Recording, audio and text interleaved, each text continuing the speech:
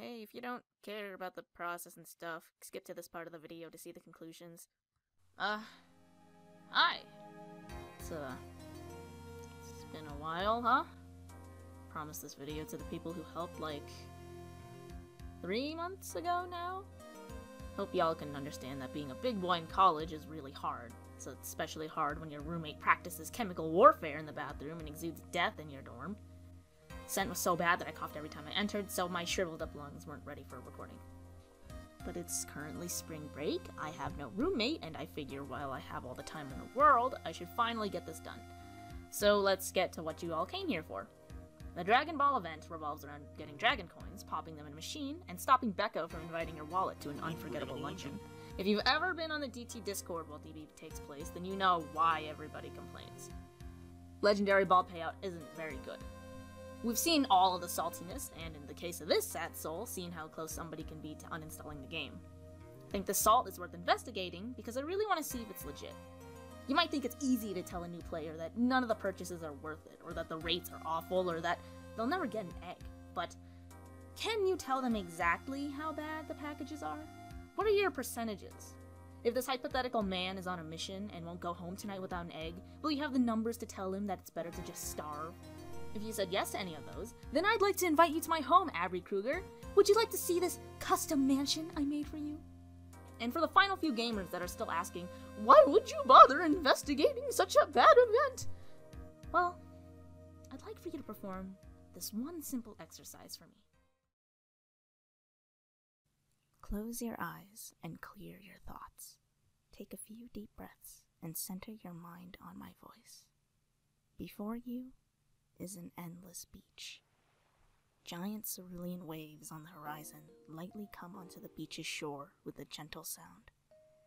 The bright sun above these waves casts a blanket of heat over your body. Take another deep breath. Do you smell it?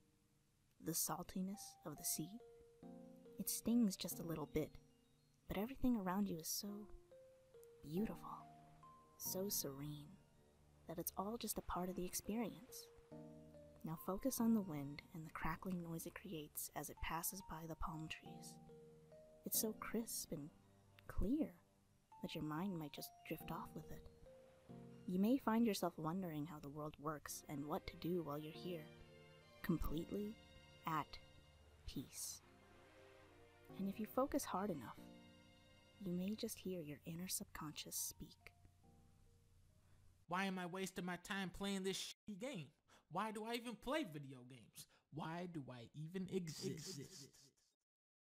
Your answer is that I thought this was fun and let me have my fun. If I haven't lost your attention yet, then I'd like to invite you to a magically disappointing adventure as I, a professional scientist, try to figure out what's going on in this event. Is there a way to cheat the system and draw more legendary balls? How many coins are you working with if you aren't paying? If you really want to get certain rewards, how much should you spend? Let's take a look.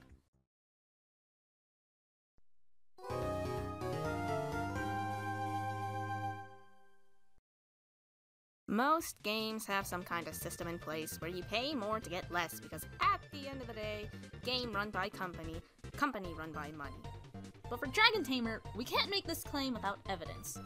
The 2020 Christmas event was simple. You collect food or gold or something. I can't remember. I think it's my subconscious trying to block out a very traumatic memory from around the same time.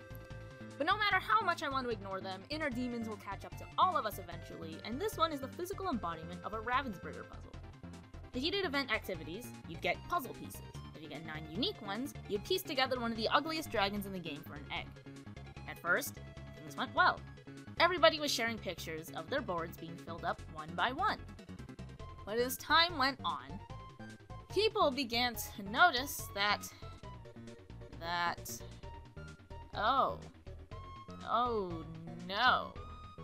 Oh no! Through these screenshots, we can clearly see that Becco set some flags for the final piece.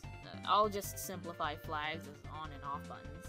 For example, waiting about 30 seconds after the first fight in the game causes a skip button to appear. It's because at 30 seconds, a flag turns on and that tells the skip button to appear. Meanwhile, the Christmas event flag slammed your RNG into the stratosphere. You cannot convince me that people got dozens and dozens and dozens of other pieces without hitting this one specific piece they needed, and it was all bad RNG. You wanna know how I figured out it was a flag that messed with your chances? Because I got that Xmas egg tripped. I saved a stupid number of pieces until the final day of the event and then turned them all in at once. How many did you get? What, 2? How about 3? How about...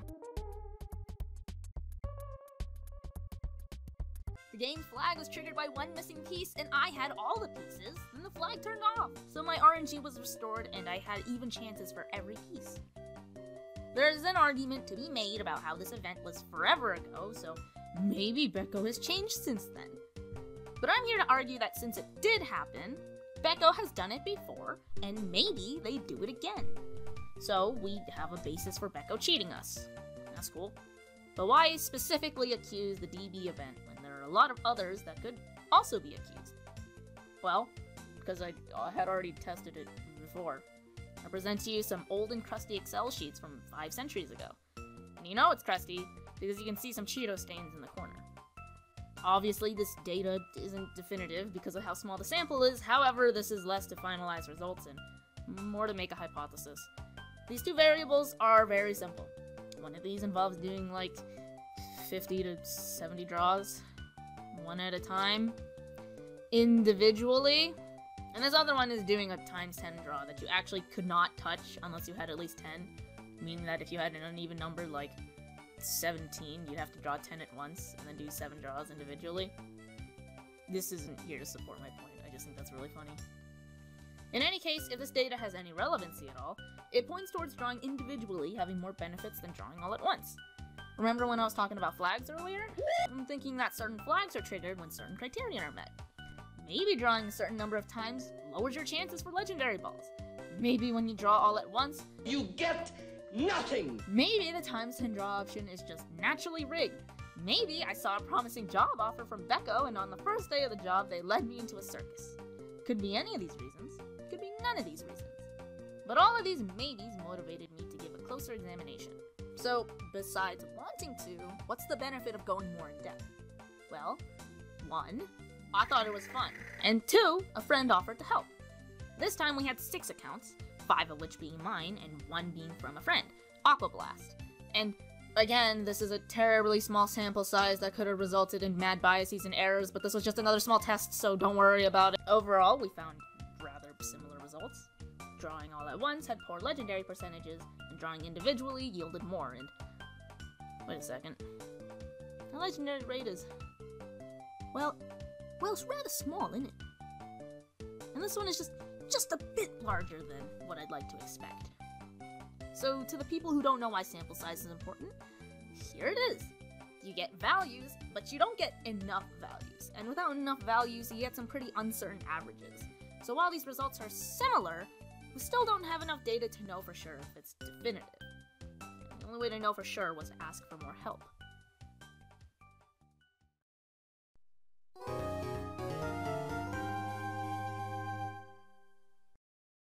The first step was to figure out what exactly I was looking for here. I've calculated the rates for all 3 balls before, albeit with the small sample size, but that made me wonder if we really needed to, or if I just wanted to. The answer is that I only wanted to, because typically the problem in this event isn't related to every percentage, it's related to 1, the legendary ball percentage. First, we need a question to answer. Is there a way to get more legendary Dragon Balls? To test that, we gotta look at a few variables that might affect the rate. We came up with 2 different categories of variables, when and how you draw, and which subscriptions you have. For how you draw, we were wondering if drawing 1 at a time instead of all at once would affect the chances. For when you draw, we thought that maybe drawing each day versus on the final day might make a difference. Now, I am fully aware that this means some brave soldiers would have to take 1 for the team and do approximately 80 draws, 1 at a time, individually, but if nobody was willing to do that, I had more than enough alts to graduate with a degree in masochism. Next are the variables that I had less experience with. These variables included anything related to subscriptions that would be easy to track. There's Dragon Pact, which is a monthly $5 subscription, and Dragon Pass, which costs more depending on which subscription you buy. We didn't bother differentiating both passes, we just cared if you had it or not. Now, we have nothing to support our hypothesis that Dragon Pass affects the rates. However, we do know that you can get 2 additional coins from Pact each day.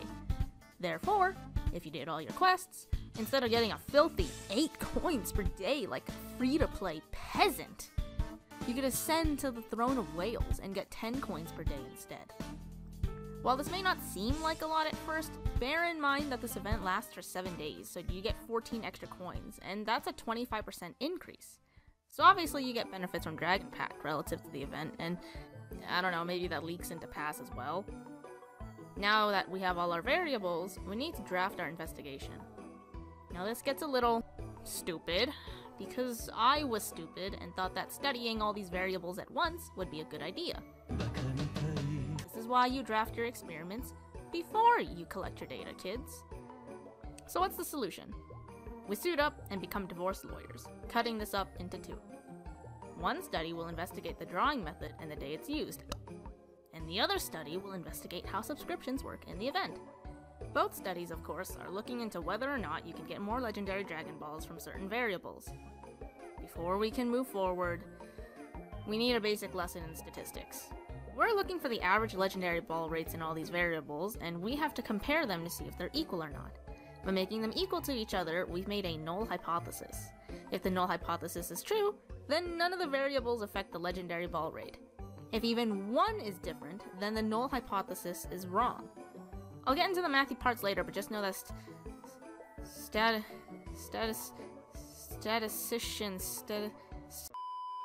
just know that statistician have a mathematical way to determine how equal the averages are. Now, to satisfy the nerds who want a larger sample size, I started asking around to see if anybody wanted to help and only expected one person to take my offer. After I started asking, I was met with more than one offer.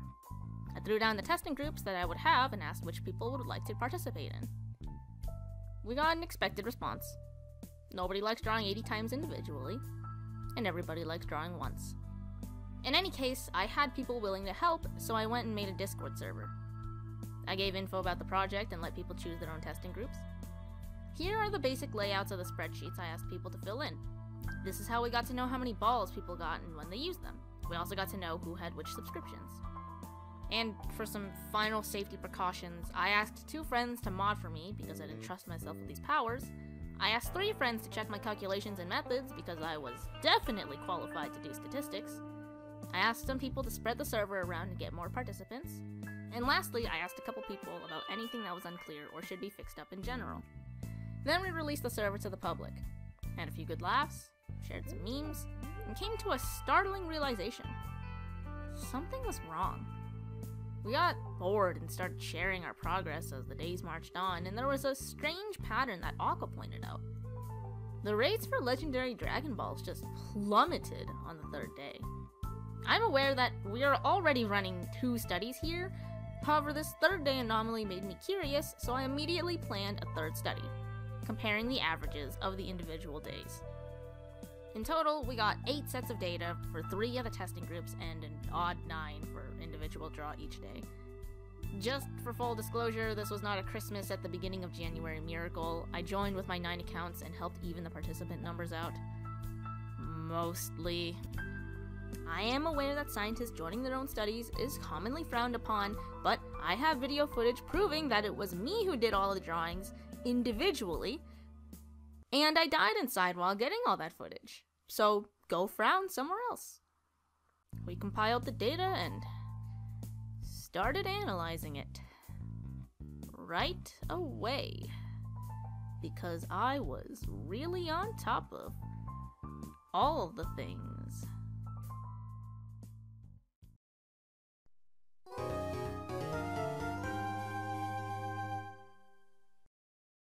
This is it. The deets. The goods. The realization that I have come here mining for copper and I have struck gold. Well, gold for me because I get to prove that I was right.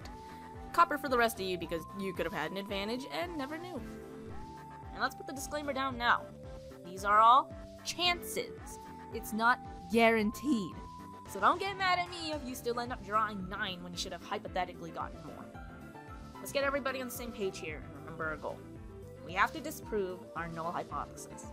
It's either that the averages are all the same, or at least one is different. To determine that, we're going to run an analysis of variance test that compares all of the averages for us. Here's an example ANOVA that I stole. Here's an example ANOVA that I borrowed from my biostat class last year. All you need to know is that this p-value here can only be between 0 and 1. If it's above 0.05, then the averages are the same. If it's below 0.05, at least one average is different. So in this example, this extremely low p-value implies that there is at least one average that is different from the rest, meaning that we would have to reject the null hypothesis. Simple stuff, right? So let's look at the first null hypothesis here involving the averages between our four groups. Here, we're saying that the averages are all the same, therefore there is no difference in how you draw or on what day. And if we scroll on over to our ANOVA table here... Okay, I'm aware that it's hard to get a sense of scale for something like this, but this is stupidly close to 1, and therefore practically undeniable. There is no difference in how you draw. So continue drawing however you did before, there is no difference in the day or method. You could combine all of these and get a full percentage just because there is that little of a difference. For the second study, the one with the subscriptions, I had to run 2 ANOVA tests because of an inconclusive population. In total, we had 8 people with both packed and pass, 4 people with packed no pass, 4 people with no packed pass, and 16 people with neither packed nor pass. There's a very clear imbalance here, and it heavily skews the data. Just to show you how bad it is, here are all of the average draw rates. Without even doing ANOVA, it's pretty clear that we can't make any conclusion with samples as scattered as this. So I had to compromise. The second ANOVA test was run on the more reliable samples. I say reliable because this is still a difference of 8 to 16. This population is still horribly uneven, so even with this fixed ANOVA, the data is still bad. So take this one with a grain of salt. But allegedly, having packed and pass will have a greater chance for legendary Dragonballs. Also, I think this is what people refer to when they say p-hacking, and that's gonna get this study revoked, so please don't tell the board of directors.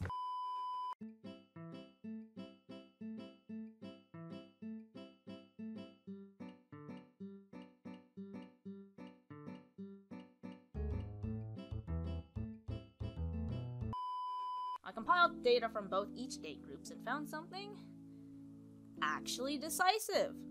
This ANOVA claims that there is an average here that is significantly different from the rest. To find it, I just put all the totals in together, calculated the percentage of L balls each day had compared to the total, and yeah, this is a pretty decisive way to say that something went horribly wrong on the third day of the event. There are a couple of explanations for this. Maybe you have a high for the first 2 days, maybe there's spaghetti code, maybe there's a third reason that I can't think of, maybe we really did have some kind of bad luck. The data points to that not being the case, so I would still, again, avoid the third day. And finally, there was one last question I posted that told me whether or not you were a heathen. This is the pineapples on pizza analysis preference, or the PPAP. Simple question. On a scale of 1 to 5, 1 being the lowest and 5 being the highest, do you think that pineapples belong on pizza?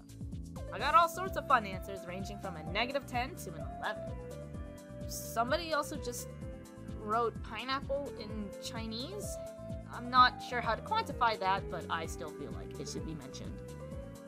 We still have more data to look through. This is the number of draws people did in each category and overall. Here are some average ad rates that I took with my 9 accounts. The first set happened when I used 15 ads on each account on the first day of the event. That's because you get 5 ads a day, and you can save up to 15 from 3 days. Using this data, we can approximate that if you watched— Oh my god, I'm so sorry. If you watched 5 ads for all 7 days of the event, you would, on average, get 6 single coins and 4 double coins, which, added together, make for 14 bonus coins. That means you could theoretically get at least 70 coins. Additionally, if you save those 15 ads for the start of the event, you would have a good chance of getting 1 additional coin. I know every coin counts here, but I think it's pretty reasonable to say that most people won't save 15 ads for the start of such a universally hated event, so let's just keep going with 14. Since this is basing evidence off of percentages, let me show you your chances of getting these amounts. This is the binomial formula. It tells us how likely we are to get something based off of how much we do and the percentages of achieving it. TLDR, this will tell us our likelihood of getting coins based off of watching 35 days worth of ads.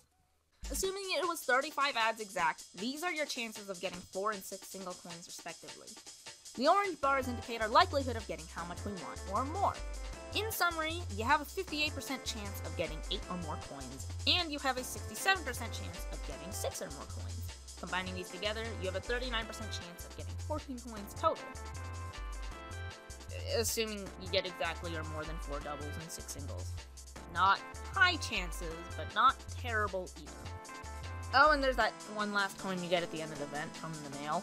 So that means in total you could get 56 coins from tasks, 1 coin from the final mail, 71 coins from Dragon Pack, and approximately 85 coins from ads. We can use this data to check out how likely you are to get certain rewards from average. If you can get 57 coins from dailies in the final mail, and the percentage chance of getting an L ball is 11.41%, then you have a... well, let's just say your chances are nigh impossible. It's not actually this number. The number is just too low for this calculator to estimate. Here's another calculator. You see that -6 at the end of all those decimals? That doesn't mean that it's negative. That means there are 6 zeros behind that frontmost number. These are odds of 1 in 114,328. You are more likely to get killed in a car crash 1,068 times than to get 30 legendary Dragon Balls from 57 coins, or 114 draws. Yes, get killed in. I'm not sure if there are cars in heaven, but I hope you can get through the pearly gates at least 1,067 more times if you really want that egg. But what about the other rewards? 25 balls for 50 legendary shards, and 20 balls for 50 shards of a select dragon. Your chances aren't bad, actually. You're more likely to get T-boned to death 9 times than to get 25 L balls, and you're actually 3 times as likely to get 20 L balls than to cause a terminal traffic jam. Alright, but what if we calculate in the other stuff? Here's all the data for 71 and 85 coins. There's a 19% chance to get 20 L balls from 71 coins, and a 48% chance to get 20 L balls from 85 coins. So, what if these chances weren't good enough? What if you wanted to throw in more than just the pack? Or you didn't get enough from the ads? What if you really wanted that egg? Firstly, let's stick to the easier premium currency. Gems. For 200 gems, you can get 8 coins. Let's say that you had, I don't know, 1,000 gems laying around and got 40 extra coins. Tally that onto the 85 from earlier, and now you're playing with 250 draws. Now you have a 41% chance of getting at least 30 L balls. You want to keep playing? Without a discount, it's 3,000 gems for a legendary egg in the mystery shop. So let's say that all legendary eggs are worth 3,000 gems. If that's the case, then maybe you'd throw down that much for this event. That's 120 more coins for a grand total of 410 draws. And, yeah, I don't know how you wouldn't be able to get an egg at that point. But hang on, what if you don't have 3,000 gems lying around because we live in a time that thrives off of impatience, and speeding things up with gems is way more appealing than just doing something productive until the time passes? Well, there are a few packs you can invest in. The first, I'm not counting packed into the money spent because I'll assume you have it prior to making these purchases. The second, I'm gonna use USD here since that's my primary currency, and isn't America basically the planet? DB Pack 2 has 5 coins and 100 gems for 10 Dragon Glass. DB Pack 3 has 113 coins from flat conversion. For $5 you can get 30 Dragon Glass, so for $5 you can get 23 coins from buying Pack 2 3 times. 108 coins only gets you a 15% chance of getting 30 or more L balls, so let's keep going. You can buy this package up to 10 times, so let's say you spent $17 to buy all 10. You'll end up with 90 coins, and you're just about guaranteed to get an egg at that point. And if you really want to stay below $20, there's a lucky pack that you can buy once for 10 glass, for a total of $19, tax not included, and you can get 100 coins, giving you a 98% chance. Or you could just spend $20 to get 113 coins and give yourself an almost 100% chance. That's cool too. Or I can show you what the legendary pack looks like instead and make us all realize that we didn't even need to do the math. A 100% chance of getting 40 L balls over an 81% shouldn't even be a contest. However, that's only if you go in the forward direction. In the reverse, if you wanted 20 L balls for the same price from pack 2, you've probably made a fatal mistake. And one last thing before I continue, because I know somebody's gonna crucify me if I don't address the in-between. If you want the 50 universal legendary shards for 25 legendary balls, you got a few options.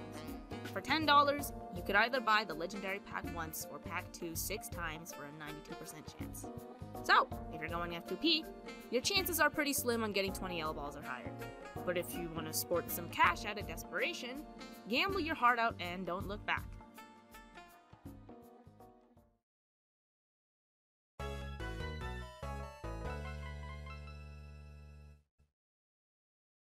So, here we are. At the conclusions none of us wanted, but still ended up getting to. There is no difference in how you draw.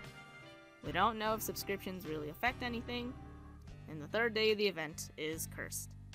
Most people don't think about the first one. I don't know if anybody ever really questioned the second, and few people draw each day and just do it all at once. Some might see this data as pointless or something we already knew because of all the assumptions. Everybody talks about how bad this event is, and this data doesn't change that, right? Well, I disagree. I think this data ended up proving how much worse the rates are for free-to-play than everybody thought. Like that one time we all knew that the Dream Orchard had terrible returns, but it wasn't until somebody did the math that we all found out it actually had abysmal returns. Maybe if you know beforehand, you can anticipate what you're aiming for in the event and not worry about this impossibly high bar Becco has set. Nobody is going to stop being disappointed, but I hope this data proves why so many people are if they don't cough up the cash. If you're only in it for the 50 specific shards, $10. If you want the 50 legendary shards, also $10. And, you know, out of practicality, you could honestly buy this one for $10 as well, because I can assume you'll have 10 legendary balls already. But you do you if you want at least 30 for $20. Again, all of this evidence is based off of chances, not fact, so maybe as an F2P, you've gotten more than 20 legendary balls several times. Maybe you've gotten 25. Maybe you were the one time that I've actually seen someone get 30 legendary balls and made me make this expression for 5 minutes straight. Although, to be fair, that guy had some mad RNG impact. All these maybes exist because statistics is based in chances and seldom guarantees anything. So, again, don't come complaining to me if this data doesn't match up to what you actually experience. You just happen to be an outlier in our percentages. In conclusion, why am I wasting my time playing this shitty game? Why do I even play video games? Why do I even exist?